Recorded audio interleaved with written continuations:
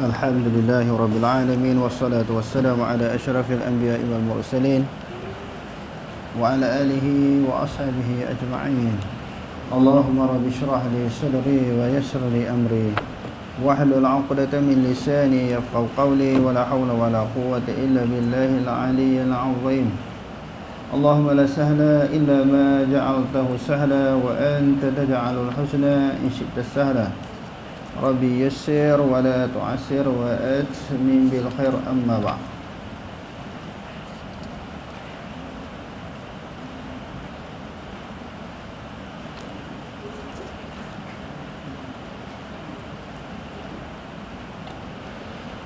Muka surat 67.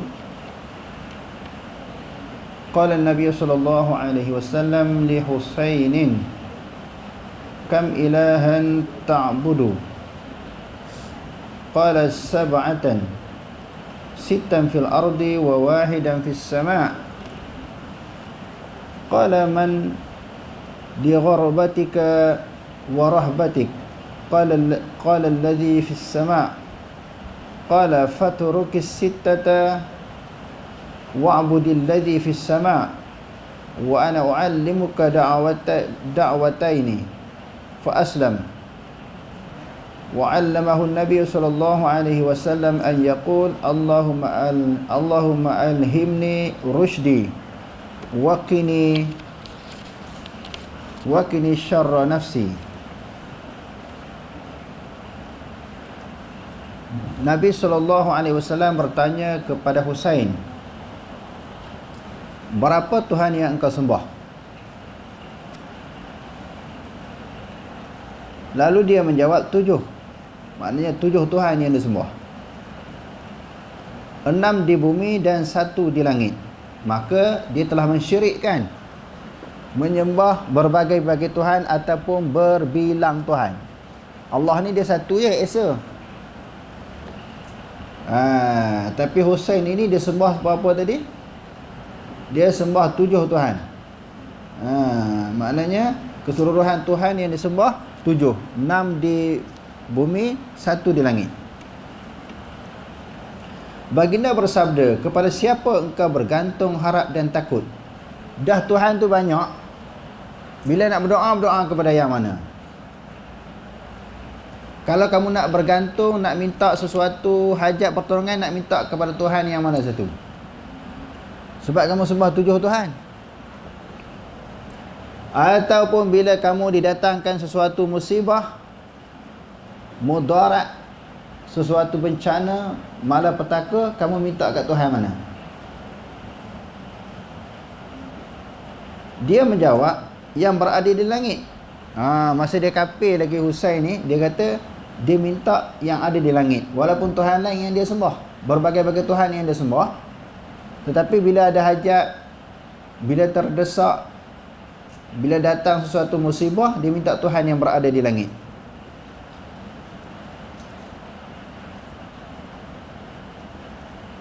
Aku akan ajar engkau 2 doa. Lalu Nabi SAW berkata kepada beliau, aku akan ajar kepada engkau 2 doa. Maka dia pun memeluk Islam. Selepas itu pun dia masuk Islam. Setelah dia masuk Islam, dia sembah Allah Ta'ala sahaja yang Esa, yang berada di langit. Yang 6 yang berada di bumi, dia tak sembah dah.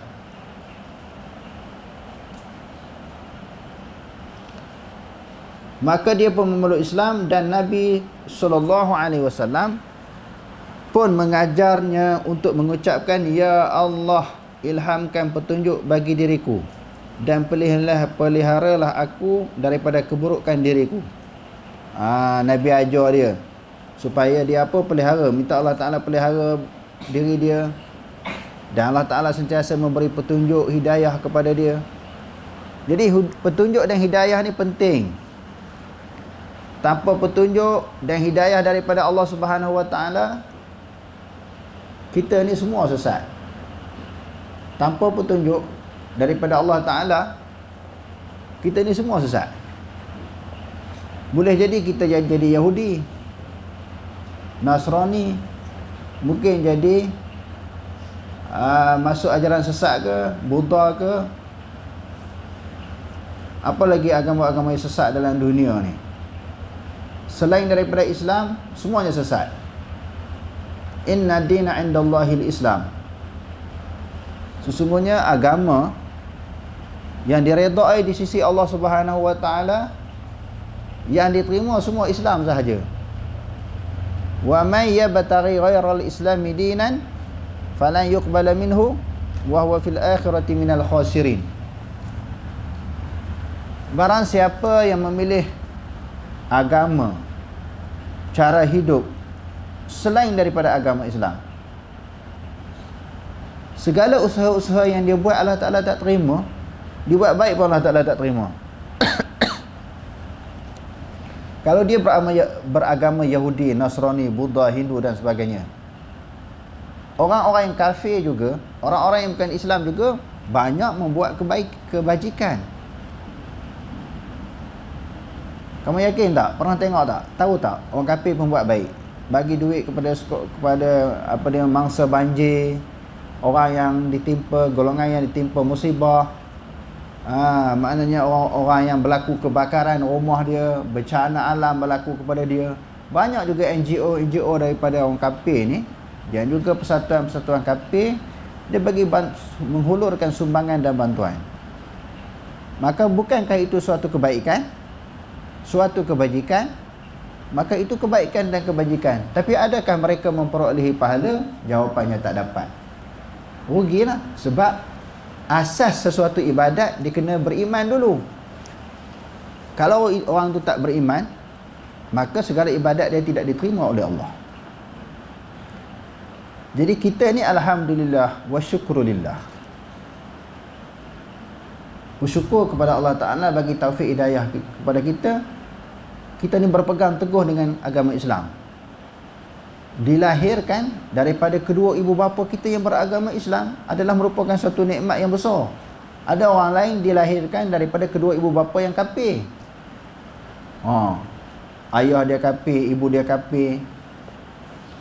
Bila ibu ayah kafir, dia akan suruh anak dia masuk agama apa? Kafir jugalah. Dia takkan suruh masuk agama Islam. Walaupun asal-asalnya mana-mana bayi yang dilahirkan di atas muka bumi ini, sama ada bayi orang kafir ataupun bayi daripada kalangan orang Islam, hati mereka bersih, suci, nak kepada agama fitrah, iaitu agama Allah. Sebagaimana hadis yang diriwayatkan oleh Imam Abu Daud, kullu mauludin yuladu alal fitrah. Setiap bayi yang dilahirkan itu dilahirkan di dalam keadaan fitrah. Fitrah ni ulama mentafsirkan hadis ini suci, hati bersih, nak kepada agama Islam.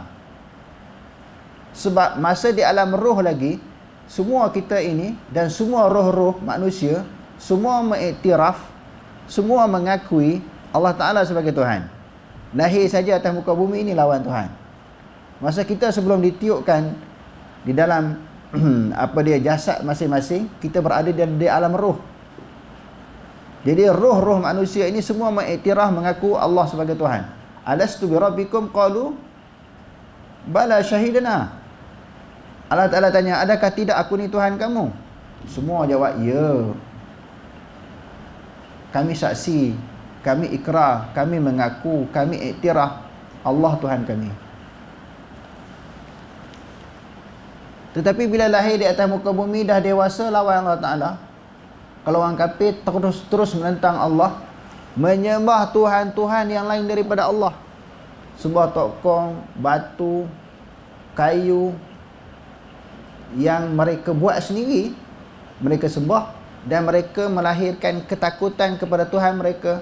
Mereka mendewakan, mereka sanjung, mereka hormati, mereka bagi makan, mereka bagi minum kepada Tuhan. Sedangkan Tuhan yang bagi minum kat kita. Bila Tuhan, sifat Tuhan ini bagi rezeki kepada manusia.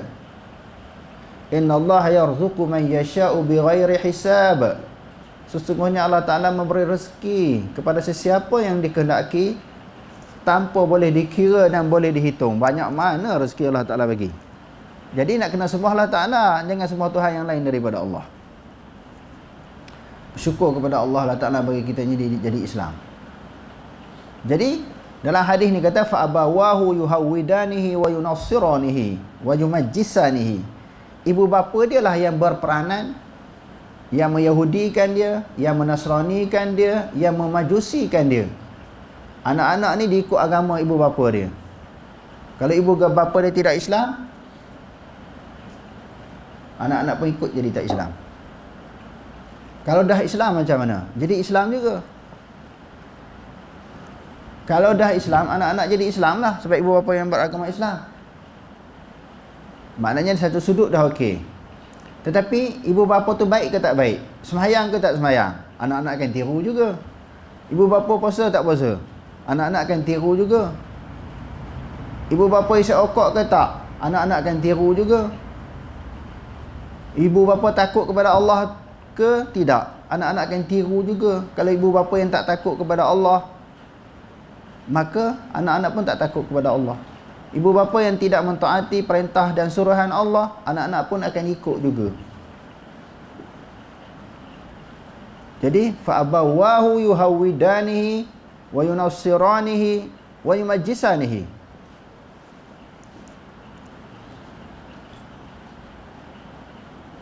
Ibu bapa dia lah yang berperanan menjadikan anak dia Yahudi, Nasrani dan juga Majusi. Yang kedua tadi Ustaz sebut apa dia? Kalau dah Islam pun tengok perangai ibu ayah macam mana, anak-anak akan tiru. Tapi kadang-kadang ada juga yang ibu bapanya baik, sembahyang, puasa, zakat, haji, tak merokok, anak-anak merokok. Itu ujian daripada Allah. Ibu bapa baik, sembahyang berjemaah, bertakwa kepada Allah, mentaati segala perintah Allah, meninggalkan segala larangan Allah. Anak-anak tak jadi juga. Anak-anak isap rokok, buah, tak sembahyang, melawan, degil, tinggi suara dengan ibu bapa. Ibu bapa baik. Itu satu ujian daripada Allah. Allah tak nak uji. Allah tak nak uji. Untuk meningkatkan pahala iman ibu bapa yang berhadapan dengan anak-anak yang bermasalah. Kamu ni bermasalah tak dengan ibu bapa kamu? Menghormati tak ibu bapa? Cakap tinggi tak? Suara tinggi tak dengan ibu bapa? Seorang tak berani jawab. Pernah tak sebut Pernah tak sebut? Wala taqul lahuma uffin. Janganlah kamu mengherdik ibu bapa kamu dengan meninggikan suara. Allah Ta'ala kata. Kamu pernah buat tak? Pernah. Balik ni kena bertaubat. Pertamanya bertaubat kepada Allah selepas daripada mengaji ni. Taubat kepada Allah sebab pernah derhaka kepada ibu bapa. Allah Ta'ala kata wa sahibuhuma fid dunya ma'rufa. Bergaullah dengan kedua ibu bapa kamu dengan kebaikan. Jangan herdik, jangan tinggi suara, jangan melawan, jangan masam muka. Bila ibu bapa dengar nasihat ibu bapa. Ibu bapa ni dia tidak lain melainkan nak jadikan anak-anak dia orang yang baik, anak yang soleh dan solehah. Kenapa duk tengok pada seorang tu je? Orang lain pun semua ada ibu bapa kan? Duk nampak dia seorang yang bersalah. Orang lain tak bersalah. Jadi Allah Ta'ala bagi hidayah kepada kita semua ni. Bersyukur kepada Allah. Jadi nak ceritanya apa? Doa yang Nabi ajar kepada siapa tadi? Kepada Husain. Sentiasalah ilham kepada dia supaya bagi petunjuk. Dan jauhlah dia daripada kejahatan diri. Maknanya minta Allah Ta'ala jauhkan segala keburukan yang ada dalam diri kita. Kita nak buat jahat, nak mengumpat ke orang, nak mencuri. Bulan puasa ada mencuri tak? Isap rokok ke? Ada? Nak buat benda-benda tak elok, minta jauh dengan Allah Ta'ala. Ya Allah, simpangkanlah, jauhkanlah daripada kejahatan-kejahatan diri aku. Itu Rasulullah ajar kepada siapa? Kepada Husain tadi. Wa fima nuqila min alamatin Nabi sallallahu alaihi wasallam wa ashabihi fil kutubil mutaqaddimah annahum yasjuduna bil ardi wa yaz'umuna anna ilahahum fis sama'. Juga di antara ciri-ciri Nabi sallallahu alaihi wasallam dan ciri para sahabat baginda yang menukilkan dalam kitab-kitab yang terdahulu adalah mereka sujud menghadap bumi dan dalam keadaan mereka yakin bahawa Tuhan mereka di langit. Maknanya Nabi dan juga para sahabat memang sujud di bumi. Mana orang ada sujud atas langit kan? Sujud kat dinding kan? Ada tak? Tak ada. Sujud mesti dari kena bumi, kena lantai. Tetapi keyakinan kita Tuhan di mana? Tuhan di mana? Atas daripada arash. Langit, maknanya arash di atas daripada langit yang ketujuh. Walaupun kita sujud Tuhan, kita perbuatan sujud itu di bumi. Dari kita kena bumi. Tapi Allah di atas. Ini disebut di dalam Quran, di dalam hadis-hadis yang sahih, pendapat ulama-ulama salaf, Allah Ta'ala di atas. Di atas daripada langit. Di atas dari langit itu tempat ke apa? Tak tahu. Kita kata atas-atas. Allah Ta'ala kata atas-atas. Nabi kata atas-atas. Tak perlu nak bahas atas tu jihah ke, makan ke, kita tak tahu. Sebab Quran tak bahas benda tu. Quran tak bahas atas tu makan ke, jihah ke, tahayus ke, ada ruang ke, taharuk Allah Ta'ala tu bergerak ke, diam ke. Itu semua sifat-sifat baharu semua. Bergerak, diam, itu semua sifat baharu. Mengambil ruang, mengambil tempat, mengambil jihah, semua benda baharu. Allah Ta'ala tak tahu, dia kata atas-atas. Kita tak tahu macam mana. Sebab itu kafiat. Kita tak tahu kafiat Allah Ta'ala macam mana. Kita hanya menyebut. Kita hanya menyebut apa yang disebut oleh Allah, apa yang disebut oleh Nabi. Macam hadis yang lepas kan, cerita masalah nuzul, Allah Ta'ala turun. Nak turun lah. Nabi kata Allah Ta'ala turun macam mana kami tak tahu. Allah Ta'ala ketawa. Memang Allah Ta'ala ketawa. Macam mana tak tahu. Yadhakullahu ila rajulaini yaqtulu ahaduhuma al-akhara summa yadkhulani al-jannata. Nabi kata Allah Ta'ala ketawa kepada dua orang lelaki berperang di antara satu sama lain, membunuh seorang kepada yang lain. Kedua-duanya masuk syurga. Orang yang membunuh dan orang yang dibunuh. Orang yang dibunuh, dia berperang pada jalan Allah Ta'ala, syahid lah. Orang yang membunuh dia tu mula-mula kafir. Bila dia bunuh orang, lama-lama dia menyesal, dia masuk Islam. Bila dia masuk Islam, dia bertaubat daripada kesalahan dia, dua-dua masuk syurga. Allah Ta'ala ketawa. Ketawa Allah Ta'ala macam mana, dengan mulut ke? Tak. Mukhalafatuhu ta'ala lil hawadis.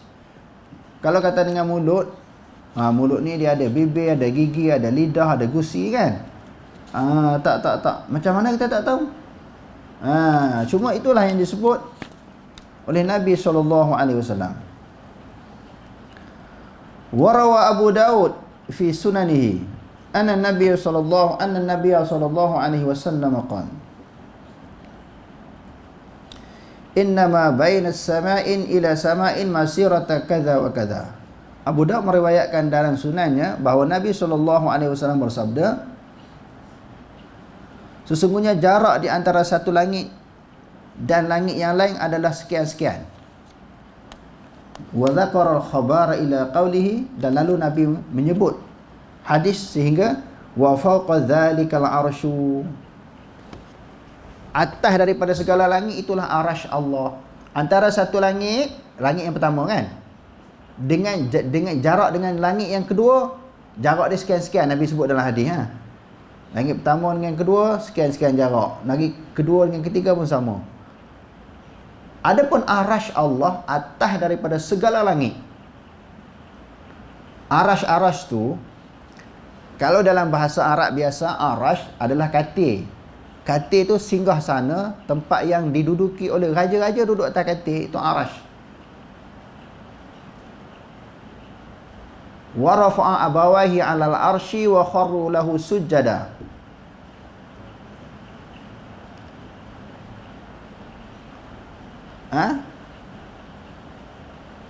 Nabi Yusuf menempatkan ayah dia di atas arasy. Nabi Yaqub, ayah Nabi Yusuf Yaqub. Ni Allah Ta'ala dengan ayah Nabi Yaqub, Nabi Yusuf ni duduk sekali ke? Sama-sama duduk atas arasy.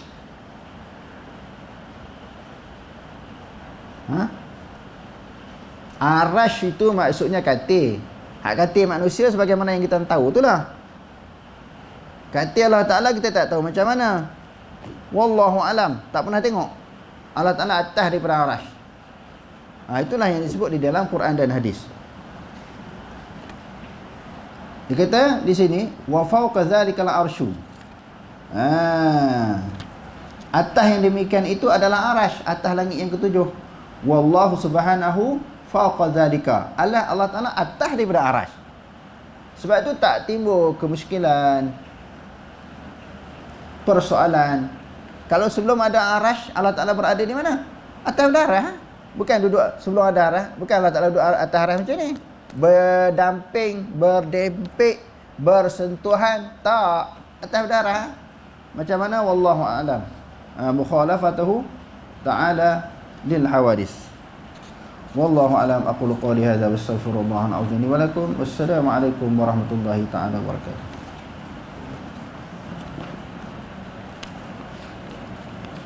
Mari mai buku.